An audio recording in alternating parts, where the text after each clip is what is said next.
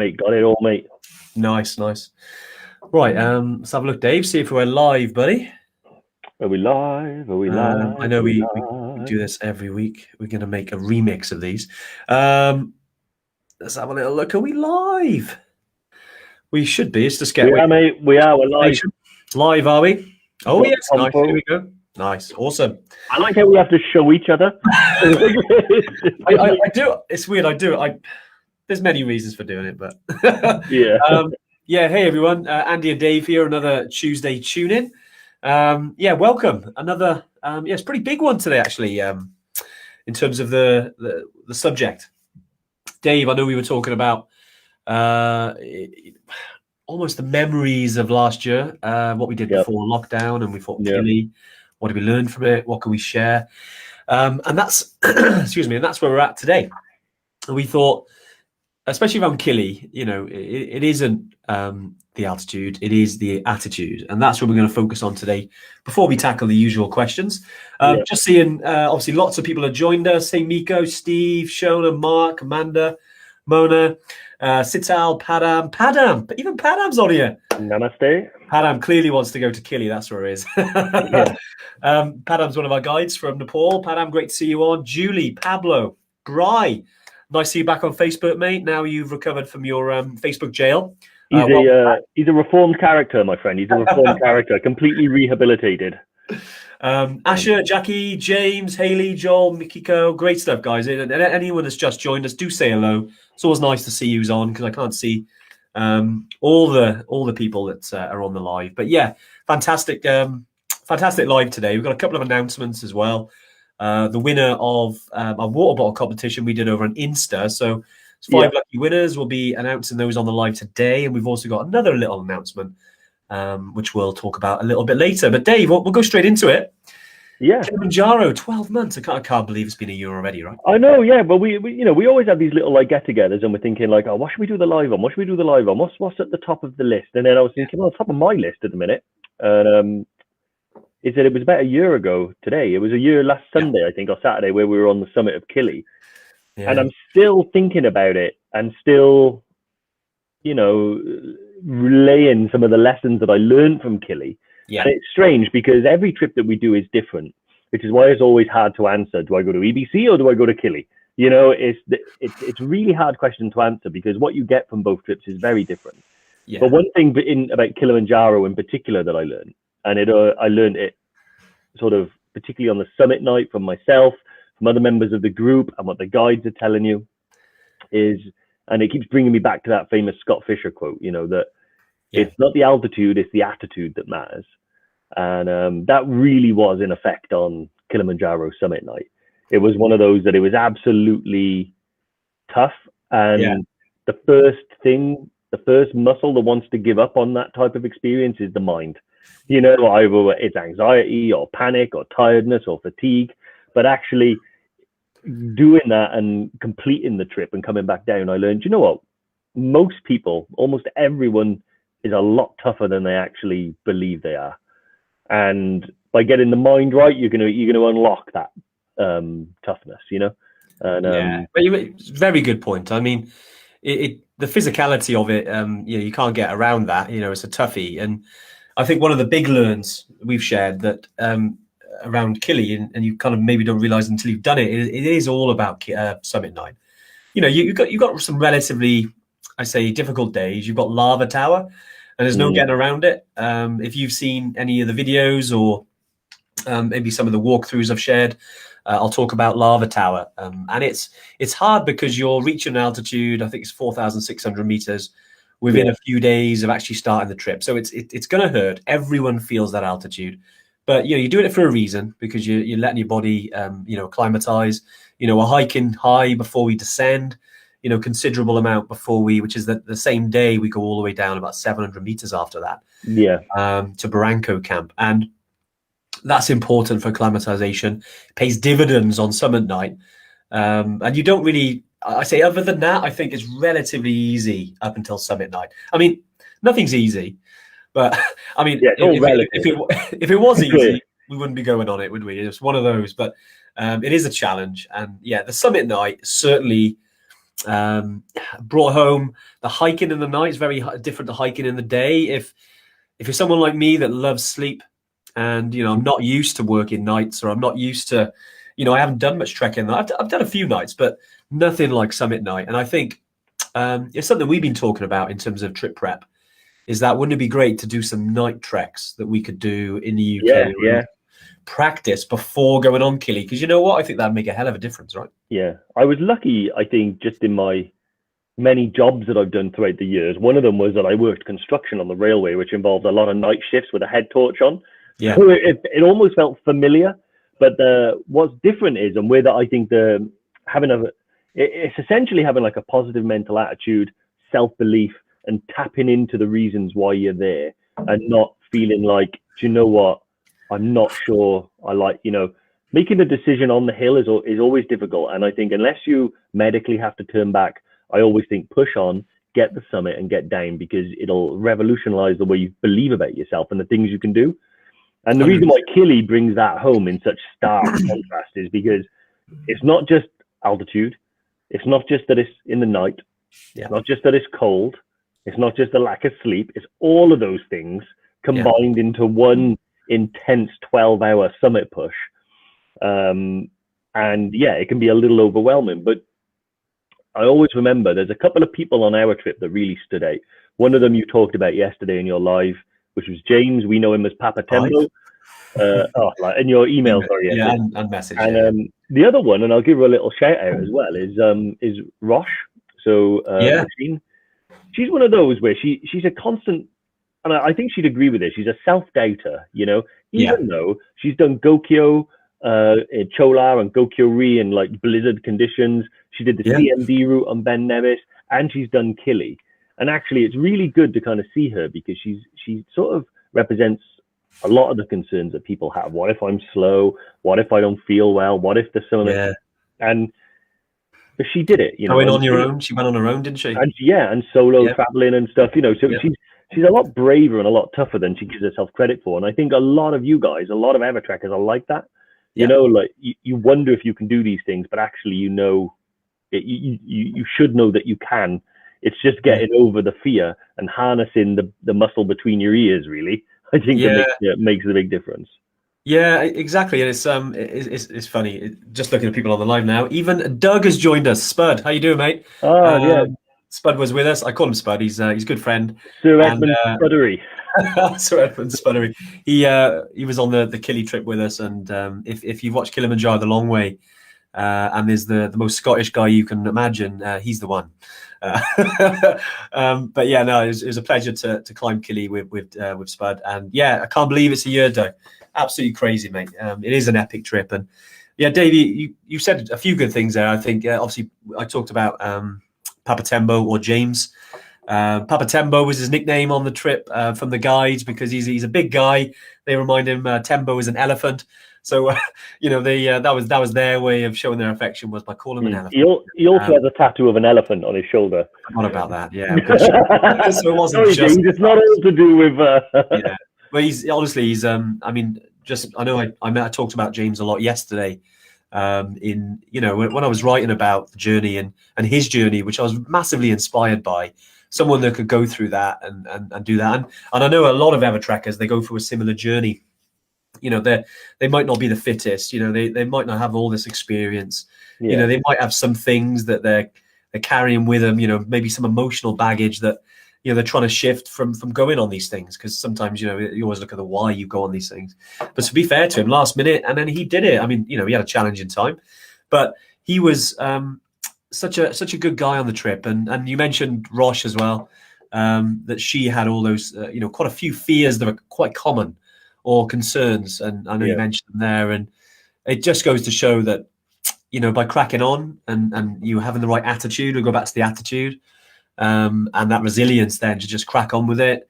Okay, it's going to be a bumpy road, like I know Rosh, she fell over once, so she had a little bump on the leg, but there's other things. I think she got attacked by an ant, which was quite I wouldn't say more funny, but it was entertaining for a lot of the group. But I was I beg to differ. I found it hilarious. I was the one looking after her. Yeah. But no, she was lovely and great to trek with, as was all the people on there. Obviously Doug on the live as well. Great to see you on here, mate. But yeah, I mean, so we go back to Killy, Dave. In terms of things we would do differently, I was thinking summit night, something I kind of wrote down and I wanted to sort of mention. I think before summit night, I didn't realize quite how cold it would be. Did you? I know it was literally all the layers we had, we chucked on, right? It was that cold. Yeah. I guess, as always, though, I was taking my down jacket on and off because I get a bit hot. You run hot. Yeah. So yeah, like the it has to be like insanely cold for it to bother me. Yeah. But it was very cold. What we lucked out on, and well, I kind of thought it would have been fun, but the night before there was a big storm. So we were in, I think, Karanga camp, and there was a big lightning storm and windstorm, and people were on the way to the summit there, and a lot of them turned around. And when we went up, we kind of had the tail end of that, so it was very, very windy. Quite lucky. It was like, it was like you were just stood next to a train for like 8 hours just with the wind. And I found that was quite tough, and it can be a little bit of like sensory overload, you know, but it's strange though, like your senses are dulled almost, but they intensify in your brain. So you only got a little cone of light. You can't really hear anything. You're quite cold. You can't speak to anyone.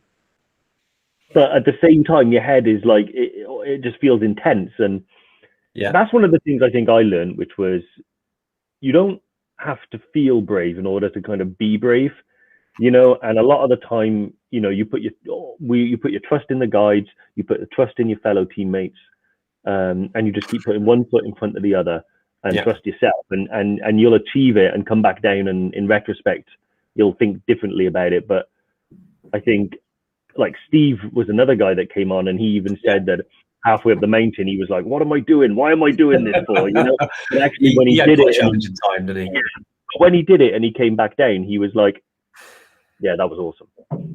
You know? Yeah, I mean, we chat now with Steve, and with Steve as well. I probably won't say on here, but he's at home right now with enjoying his family life. That's all I'll have to say.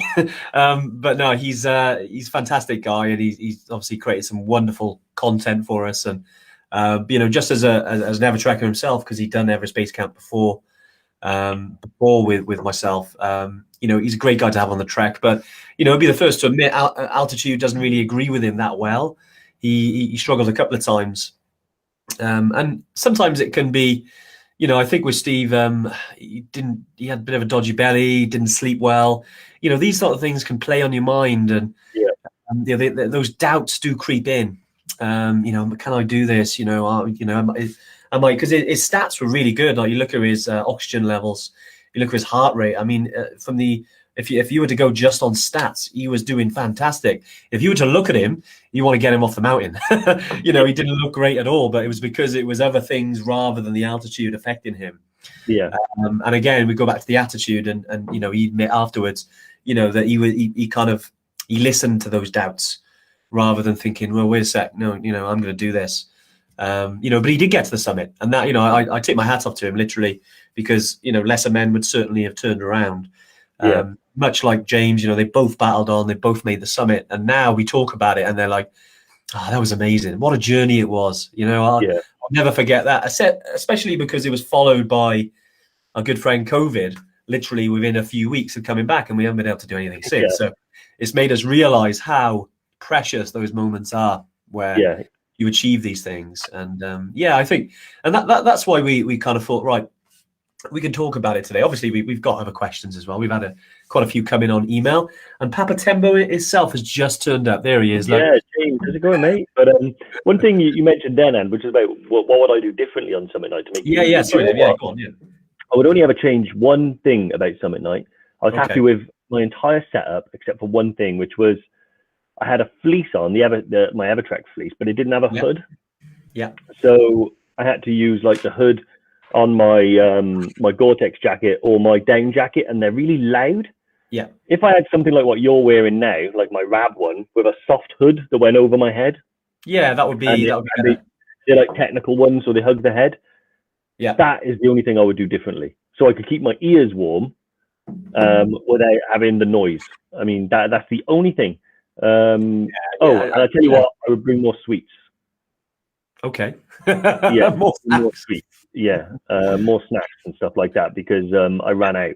One thing I did bring enough of was like ibuprofen and paracetamol, because I kept getting raided up the mountain. Do you remember? Like, I was going to say, everything from diarrhea kits, which we call the Brad Pitt kit, to every other tablet. I think, Dave, you pretty much prescribed the entire mountain, if I remember. Mate, people come to me from other expeditions, mate. Heard you're the guy to speak to about them. And mate, it's because I like to be prepared. You know, I don't want a painful knee to stop me. I don't want a bad stomach to stop me. So I literally pack everything, hay fever tablets, everything. Yeah. Just while James is on, and now he's on here, I'm going to ask him, James, is there anything that you learned that you would do differently on summit night? I'd like to hear his thoughts. If you can type in the comments, mate, it'll pop up and we'll share them. Because it's always good. Same with Doug as well. Doug, you're on here. And is anything from the Kili summit that night or from the trip itself, what you would share, guys, that would be useful to all the Evertrekkers on here? We thought we'd ask you guys as well. We're also waiting for the guys to respond. Dave, should we answer some questions? Yeah, why not? Yeah. So, as always, some of them have been submitted beforehand. So Matt here says, hi, travel from the UK. Really want to do Kili, but are we able to do so? How does it work? So at the moment, not really. Kilimanjaro at the moment, I mean, we're still sort of really focused on Kilimanjaro because we know that loads of people want to go there. We're not just thinking about this year, we're thinking about the future. So 2022, 23, 24, you know, there's so much more fun and enjoyment and so many more people that need to get there. But right now, today, Tanzania is actually on one of what they call the red list. So if you can get there, there's a lot of hoops to jump through. So you need tests. You need tests on arrival, you need tests before you return home, and then you also need to quarantine for 10 days forcibly in a hotel, and they charge you £1,750 for the privilege. So I would be honest and say, so we're not going to be running any trips to Kilimanjaro in the next few months at least. We'll see how things change with regards to the pathway out of COVID. But having said that, like I said, we don't think in the short term. We think not just about, May, June, July. We think about 2022, 23, 24, 25, 26, 27, and all the many people that are going to be booking. You're organised, Dave. Mate, I'm well organised. Bring me on more adventures in 2021, eh? That's what we want. Exactly, yeah. So, yes, you are going to be going to Kili. Yes, you can book on for next year, maybe even later on this year. But right now, today, probably not the best idea. Yeah, I think just to sort of jump in as well with that, just to add my comments, it is one of those where, it's the same as it's been, unfortunately, the last kind of 11, 12 months, isn't it? With regards to wait and see. It's literally, we're waiting. We're waiting to get on these adventures as much as you guys, and it's the same message. Unfortunately, is that we're beholden to the government's rules in terms of traveling, and unfortunately, Tanzania, because of the variants in South Africa, I know South America as well.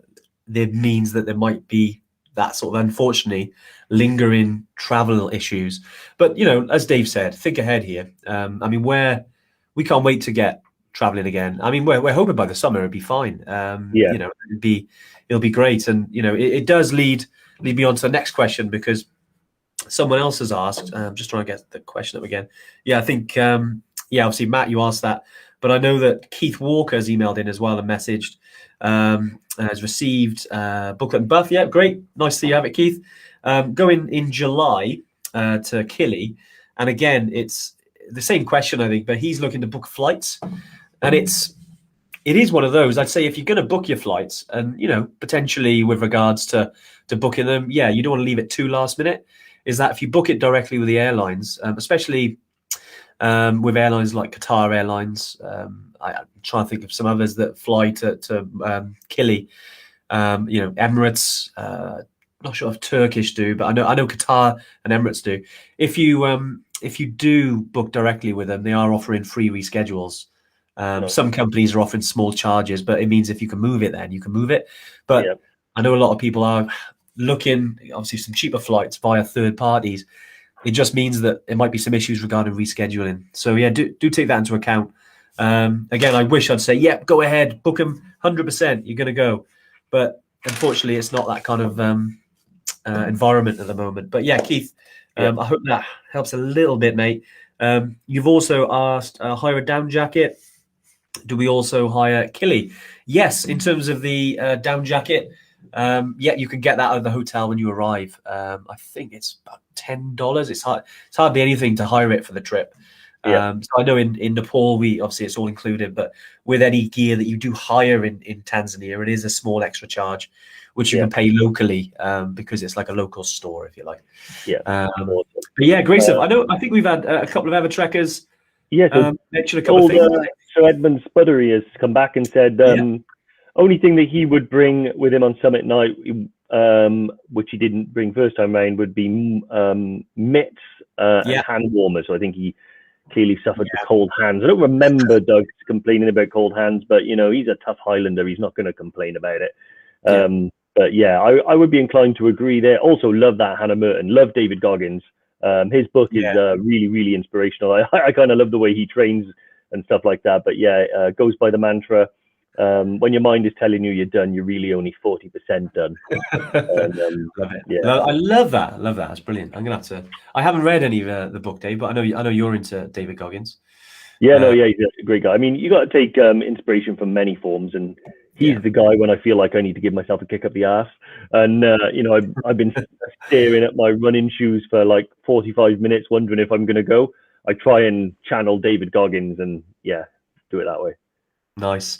Papa Tembo James has written a couple of things as well. Mentioned trying to sleep during the day before leaving the summit. I think I agree with you there, James. It's hard because the time you get up to actually start your trip, I mean, it can change, an hour either side, but we got up at 10 p.m. Now we stopped trekking in the afternoon. You have some food, you try and get some sleep at around 7. But the thing is, you're full of excitement, you're full of beans. It's hard to get any sleep, especially the camp could be noisy, even with earplugs on. When we were there, it was super windy, so it was like flapping of the tent. It's very hard to get any sleep, as you do on when you're a high altitude expedition. It's going to be like that sometimes. But I think if you can get some sleep, it helps. I think I had about an hour and I suffered because of that. I was going to say, I will say it's hard for most people to get sleep, but I've shared a tent with you on many occasions, and it's like flicking a switch and he's gone. I do normally. I think I was really excited for Kili though. I didn't sleep a wink. I had nothing, zero. Like I woke up at 6 a.m. the day before. Didn't have any sleep. Did Kili, and then I went to bed at around 9:30 the next night. So I was up for a long time. And I think that was probably the toughest bit for me, wasn't the summit. It was you go to the summit, you come down, you then have an hour in the tent where you can try and sleep. But again, same problem, couldn't do it. And then you have a 4.5 hour walk back down to the lower camp. And I'll be honest, there was a moment on that walk down where I just sat down. I said, and if I didn't have to move, I wouldn't. I was like, get up. I was like, come on, not far away. Just leave me here. Is all I wanted to do. I'll make my way down in the morning. But I was like, you know what it's like what James is talking about there as well. He wished he trained a bit, but actually the most important part is that he was strong-willed and relied on the support of his team. And I think that's another thing as well. That you're not doing this alone. Even if you're the only trekker, you're going to have your guides and your porters, each and every one of them taking an immense personal pride in getting you to achieve what you went there to achieve, and helping and relying on those people. And like, I think Andy was like, Dave, you have a Snickers, get up, and then come down and something to take your mind off it, mate. And then it was started. And I want to share something from Doug as well, because he mentions on the Kilimanjaro the long way video. I think he says, was it 23 hours of hell? Was it? Yeah, 24 hours of hell. So 1 day of hell basically, and that's it. And you've achieved it. And I think once you get over that and you realize, okay, you're gonna go through pain. It's gonna be tough, but you have something you remember the rest of your life. And it's true. And I think that's right. Whatever you go through there, whatever challenges. Keep going. Remember your why, and you'll reach the summit of Africa. It's one of the most amazing things ever. Jim Lawley has mentioned something. Zopiclone. I don't know what that is. Can you let me know what that is? I'm always curious to find out something that might help. But yeah, Jerome has actually said to tell/warn everyone about Kissing Rock on the Barranco Wall. To be honest, James, to be honest, Jerome, I love that bit. It was amazing. Barranco Wall was a personal highlight of mine. Kissing Rock. I thought it was scarier. It was not as scary as I thought it was going to be. It was scarier thinking about it than it was doing it. When I got there, it was great. I mean, we even hung around on the rock to get a picture. No, it is. The Barranco Wall is amazing. It's scary when you look at it, when you arrive at the camp and you see this big black wall, like the Black Gate of Mordor ahead of you, and you've got to kind of climb up it, and you can't see the way from that far, and you think, how am I going to do that? But actually, the guides are amazing. And when we got to the top, we had an amazing little gathering. It was like our group there. We were getting pictures. The guides were playing Little Richard on a speaker, so we had like crazy, and then we had like some music. And honestly, it was a big celebratory moment there for me. Love Barranco. Yeah, I agree. Yeah, when we got to the top of there, and I know we recorded part of our podcast on the top of Barranco Wall. Yeah, any of you who listen to that, you'll see how we reacted, and I think that's when it was the moment you said that when we got to that point, it was the moment that we started to feel better, but it was the moment that Steve started to go downhill, not literally, physically. But again, it's his attitude. He battled on, and he made it. Amazing, mate. Captain Diamox. Yeah, he was. I just read some of the comments now, Mick, and I know Mick James says exactly the same thing, and he says, "Was it pain is weakness leaving the body?" Yeah, completely agree with you there. Yeah. But yeah, Dave, I tell you what we'll do just to kind of break it up a little bit. I think what we'll do is announce the winners from the Instagram for one of these bottles. Yeah. I believe you've got the 5 winners there. I have, yeah. So this is little competition, sort of headed by Ali, the Barefoot Yeti. Yeah, she's done well. And it was basically we had 5 of our Evertrek water bottles that will now be making their way to everybody. So the winners are David Carpenter, Andrew Moore. Sorry, they're not. Different. Sandra Kaufless. Congratulations. Congratulations, Sandra. Jerry Reevens, Bri McAlpine, Richard Sykes, and Shona Baird. So excellent. We will be reaching out to all of you guys to get your addresses, and we'll be winging our way over to you a Evertrek water bottle. Yeah, definitely. One of these guys. There we go. Thanks for participating as well. It's great. I've seen some of the kit pics, and I have to be careful how I said that. With regards to you getting all your kit ready and some of the creativity around it. Yeah, it was great to see. So thanks for joining in on that one. Dave, any other questions, mate, as we're going through? And you want to clarify, Zopiclone was it's a prescription medication that helps you sleep, and it will get you completely and totally banjoed, I think. So, that was a tongue-in-cheek comment. I will not be taking Zopiclone when I go to Killy. I was going to say that would affect you because that doesn't sound great. Definitely. So, Dave, I'm going to just answer a couple here. I think another rescheduling kind of question. Andrew Davis, will the trek in October go ahead, and will we isolate on return? So, Andrew, yes. With October, I mean, all going well for the autumn. We got no sort of issues that we know of at the moment. I mean, with the you mentioned there about isolating on return. Obviously, I know you're based in the UK, Andrew.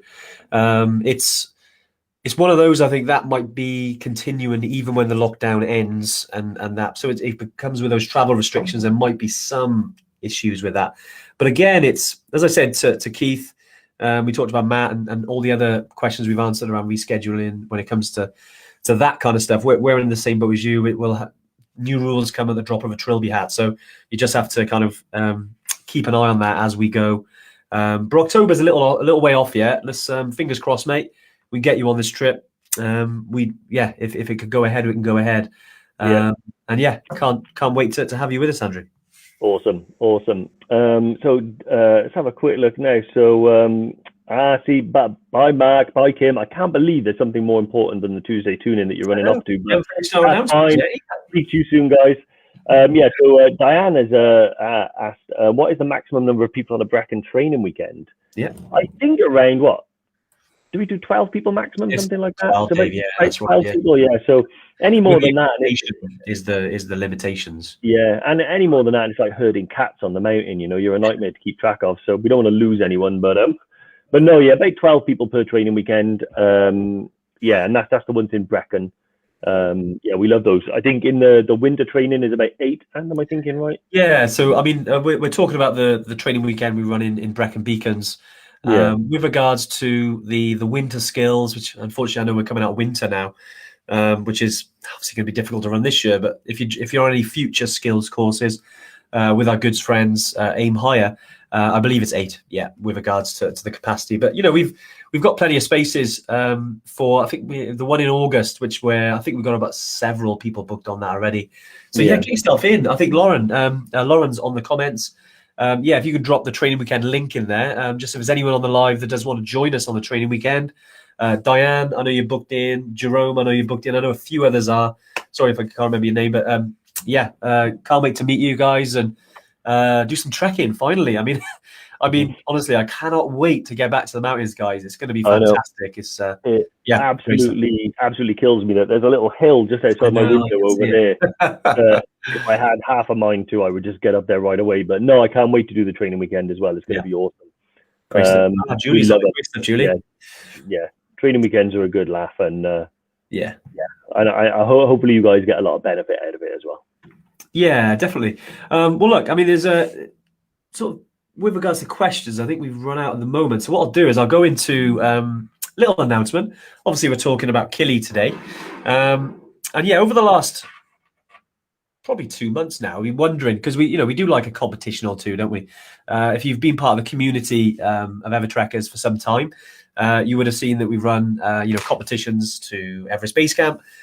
We've had some free training weekends, and we've done some Kili ones. And we thought as a little. It's been a year already since Kili, so we thought we're going to do another little competition for Evertrekkers, and that's to win basically for you and a friend to climb Kilimanjaro with us. So we will. It's going to be all put out on social today. But Lauren, again, if you could drop the link, obviously get yourselves in, guys. It's going to be a great competition. As always, we always have loads of positivity around them, loads of energy. It's a great trip. We've got a lot of video content which we're going to be sharing, obviously, about the trip as we promote the competition. But as all of our regular Evertrekkers, get yourselves in. Obviously, if you're already booked into to Kili already, obviously you can't win that. But if you do win, you can use it on another that pretty much comparative value on another trip. So get yourselves in, guys. Let's say Lauren, if you could put the link in there, get yourselves in on the competition. As you guess, it's not going to be the last we talk about it, so don't worry that if you miss the link, we can post it on the social feeds. Yeah, it'll be everywhere before long. We can't wait to spread the energy, guys, because we're not far from coming out of this lockdown now. And when it's over, we want to get back to places like Kili, like Everest Base Camp, like Machu Picchu, like Mount Toubkal. We can't wait. It's certainly going to be busy when we get back to the mountains. Because we're all like absolutely gagging to get out there. And this was one of the things we're like, right, we're going to do a competition now in March. It's almost our 5th anniversary as well. So it's kind of a nice little sort of feeder in because, 5 years since Evertrek first began. That's a bit nuts. Yeah, that's insane. Which is absolutely crazy. But get yourselves in, guys. Love to see you in. I'll see all the people dropping in. I'll also be sending out emails as well just to kind of share a bit more information around the competition. But Dave. Also, I see Karen talking of Kili. Okay. Kaza, you've asked in the planner it says taking a duffel bag or rucksack for kit to be carried by porters. You thought you were given one on arrival. Did you get it wrong? You didn't exactly get it wrong, but it's in Nepal on all our Nepal trips. We give the duffel bags for free for you to use on arrival. In Kilimanjaro, we haven't actually got the facility to be able to do that yet. So on Kilimanjaro, we recommend bringing your own. If you don't want to bring your own, if you want to bring everything in a suitcase, you can rent a duffel bag from us over there, and it costs I could probably find out right now for you. So a duffel bag costs around $12 for the whole trip. So you can rent one. Yeah. So you can rent one over there if you need to. But yeah, we only give away the free ones on Nepal, largely because we've been in Nepal a lot longer. We've got a lot more facilities to have things made and things locally. We're working on it in Tanzania, having a lot of stuff like that, and in time that will come. But at the moment, we recommend bring your own or rent one. Yeah, nice, Dave. Lovely. Diane's made a good point as well. She's asked about some of the because I did see a question come in, Diane, and yeah, we got a little bit of it sparked an idea for us actually. I mean, because we've got quite a few trips we're looking to release very soon. Now, although we're obviously talking about Kilimanjaro today, there are a lot of new trips.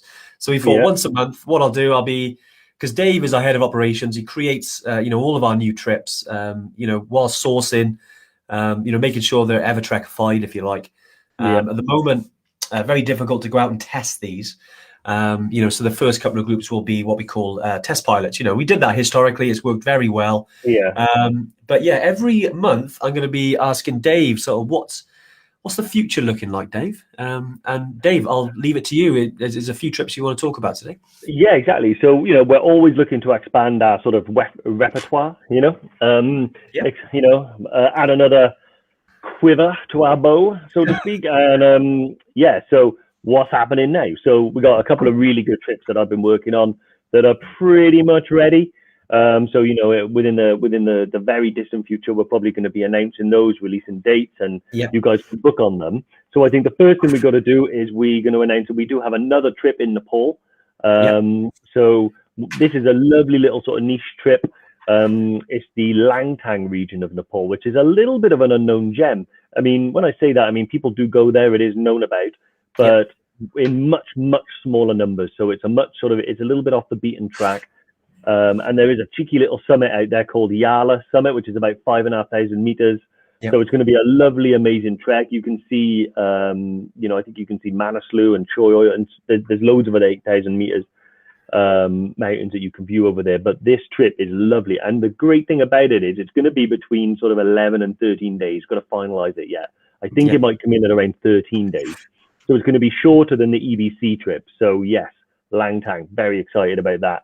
The next one, which I know, the next two really that I know Andy is particularly excited about is we're going to be doing a trip to the Patagonia ice fields. This one is seriously awesome. We've wanted to we're already going to, Machu Picchu, but we wanted to expand in South America as well. So yes, the Patagonia ice fields is amazing. A little bit different to the average trek, although it is guided. You are an essential part of the expedition team. So it's sort of like man-hauling a sled, carrying your own supplies, and also a share of the group supplies. And seeing an area of the world it's amazing. Like the Patagonia ice fields is like, I suppose, only comparable to like Antarctica or something like that. Greenland, it's very big. It is stunning, and there's loads of like different like these ice formations, these ice pillars and mushrooms, they call them. Stunning trip. And the next one, again in South America, but this one's actually in Ecuador.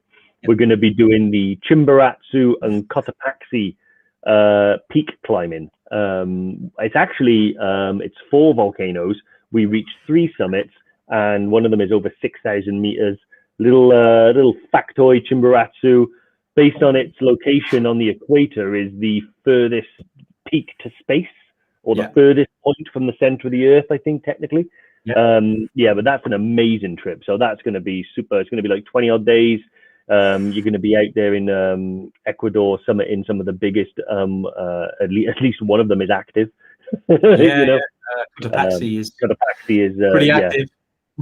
So that's called the Ring of Fire trek as well. So these are going to be they're the 3 that I've sort of got in the pipeline at the moment. They're pretty much buttoned up. There's a few more little bits we got to get together, because like always, we've set a standard for the Evertrek trips, and we don't want to sort of let that slip at all. So those are 3 trips that will be going on. And I think in a month's time, I'll probably have 2 or 3 more. And then if Andy asks me this question every month, man, I'm just going to be like, cool. Well, you're going to be busy, Dave, but in about 2 years' time, I'll be saying, this trip is awesome. It's a visit to my local pub in Newport. yeah, so that's awesome. So yeah, we are we're at a stage now where, you know, like I said, where all I think about all day, every day is, where do we want to go? Where do the Evertrackers want to go? Okay, let's go there. And then, you know, there's a lot of work that goes into it, I suppose, behind the camera. But yeah, those 3 trips: Patagonia Icefields, Langtang in Nepal, and Chimborazo and Cotopaxi on the Ring of Fire trip. Remember those. Nice, Dave. I love it. Yeah, well done. Yeah, something. Yeah, thanks for that, Diane. I know you've inspired us to create something a little bit different. And yeah, with regards to the European trips, yeah, probably wait another month. Be a bit more further along, but we don't like to rush certain ones. As Dave said, we want to make sure they're up to our standards. That's the supplier in country is kind of knows how we do our trips. And sometimes, that means that we have to go out there, which we can't do at the moment, which has slowed stuff down. But no more now. We're really, I think, if the last 12 months has told us anything, it's like, life is so short, and you have to get out there and grab it by the proverbials. And you've just got to, when we're allowed out, let's go and make the best of it, and that's what we're going to do. We realize now that obviously Everest Base Camp is our Big Mac. Like Kili, probably that's maybe has a McChicken sandwich. Sorry, I'm using McDonald's analogies here, but essentially, we know there's a lot of other trips that we want to do. Some in Europe, but South America is going to be huge for us.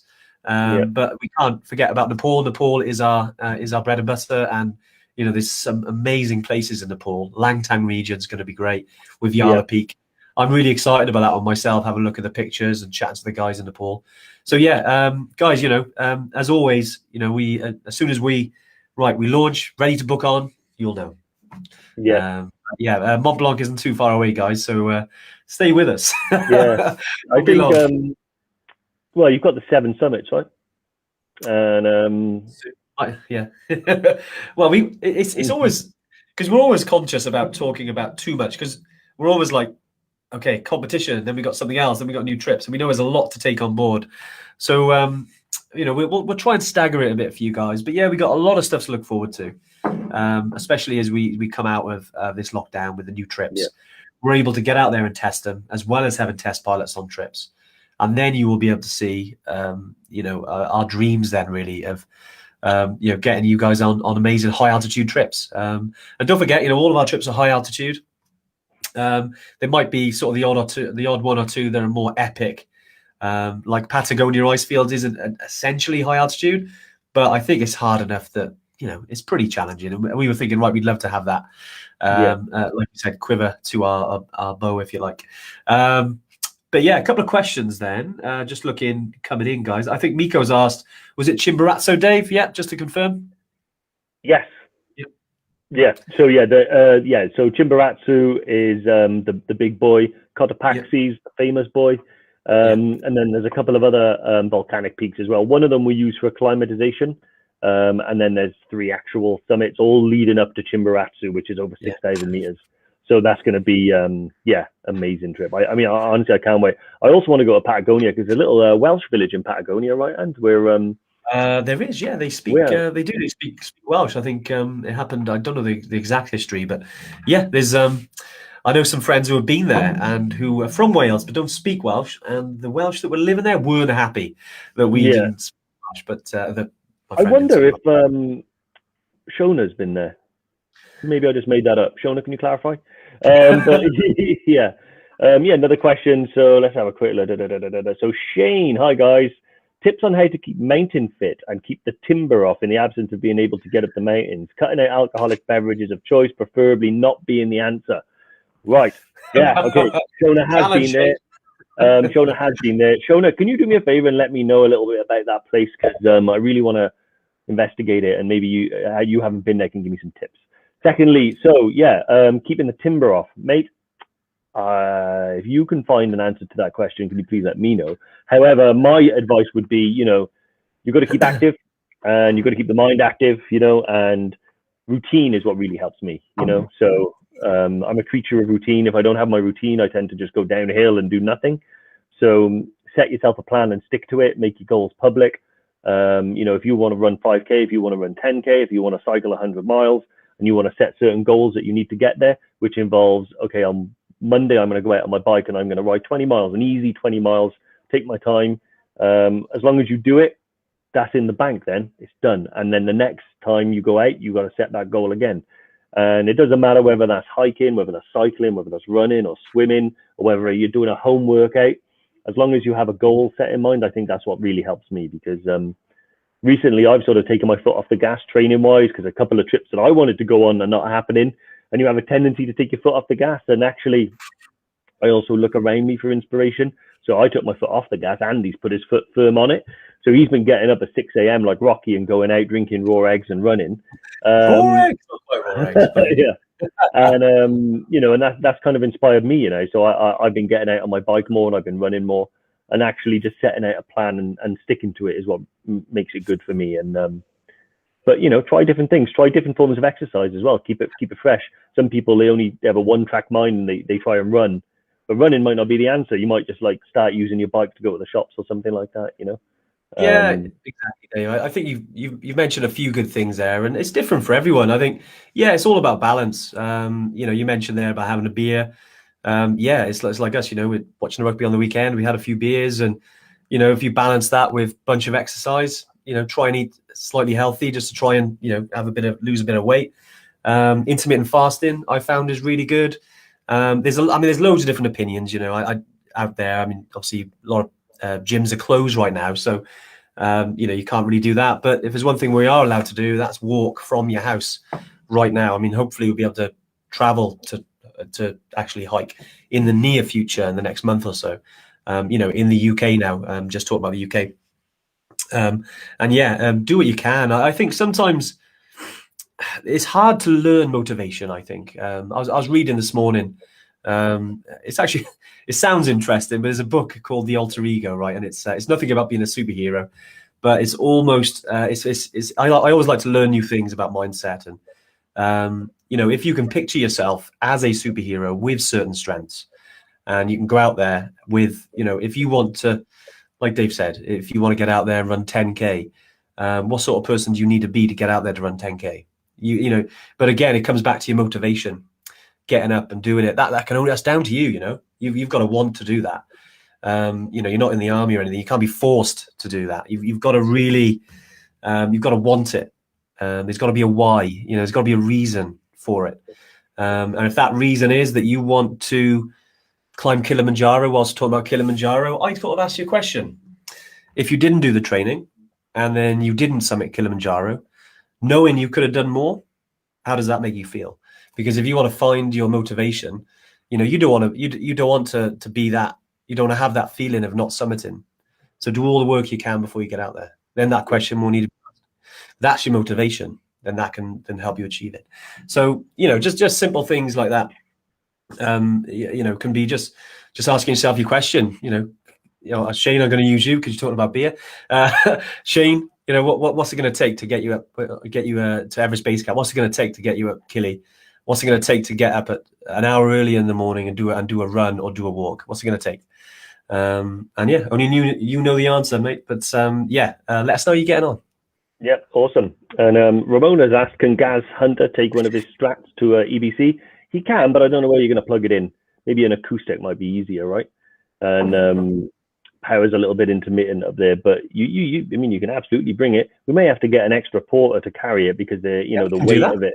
Yeah, but if Paul Oakenfold can play the world's highest set at Everest Base Camp, it's just a matter of a question of, Yeah, diesel generators flown in.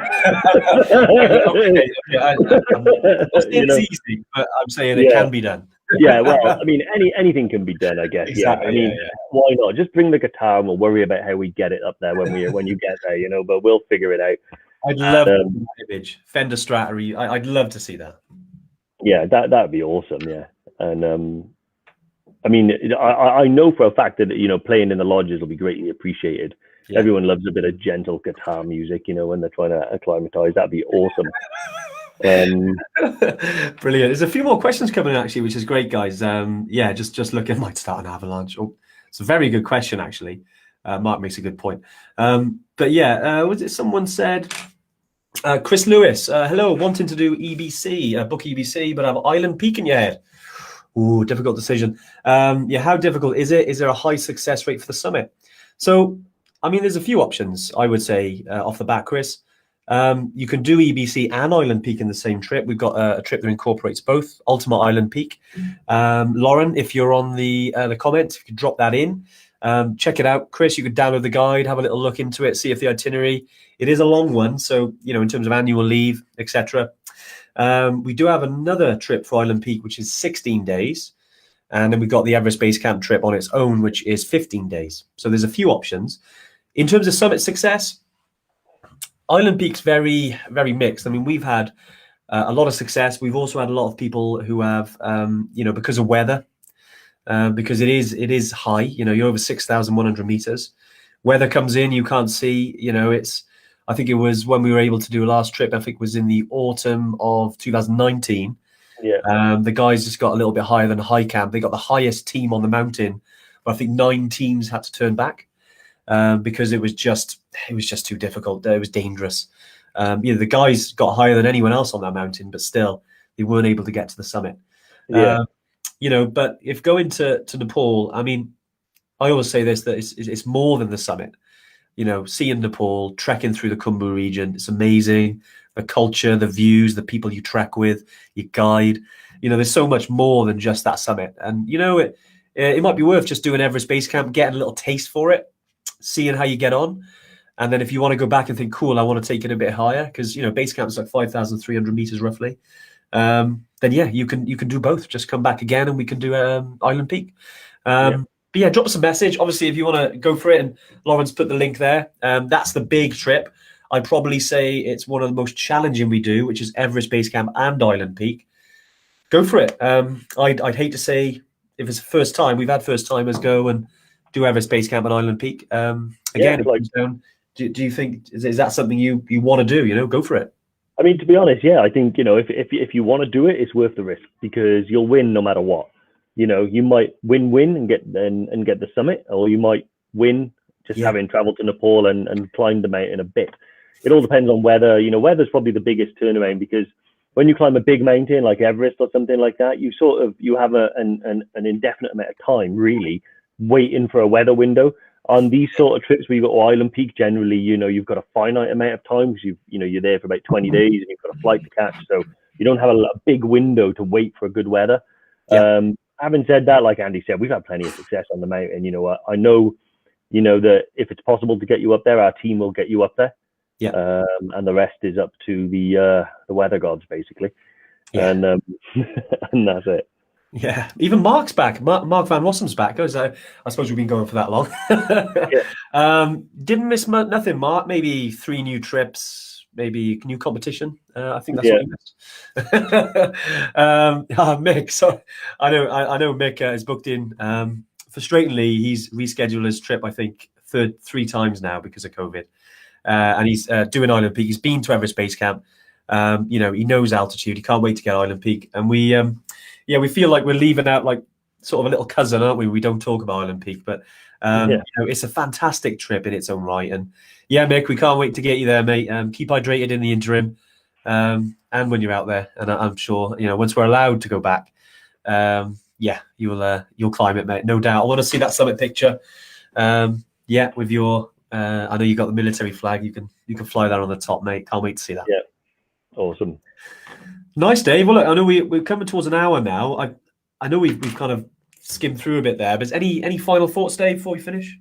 No, I think that's it. Yeah, just for Marky V. I mean, what did you miss out on? Patagonia, Nepal, and Ecuador. But you know, you can rewind a little bit now and get that. Any updates or teasers on the biking trip, Dave? Yes, Dave. Yeah, made some real big progress on that recently. I'll be honest with you, it's a little bit more than just a trip.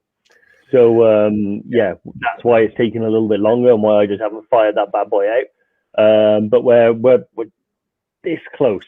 A lot of work's gone into it now over the last year, and we're inching towards a nice big exciting announcement for you guys. But stay tuned. That'll probably be next month, I think. In Yeah, that might be the next future. month, yeah. Yeah, That might be I next think. month, yeah. Yeah, let's do that. Let's aim for that. All right, guys. Well, look, lovely to have you on. As always, great. Lots of questions coming in. I think it was nice to chat about Killy again. As I mentioned, get yourself in the competition now. Be following up some more posts on social, also on the emails. But as always, guys, anything you need, just give myself, Dave, rest of the Yetis. Drop us an email, info@evertrek.co.uk.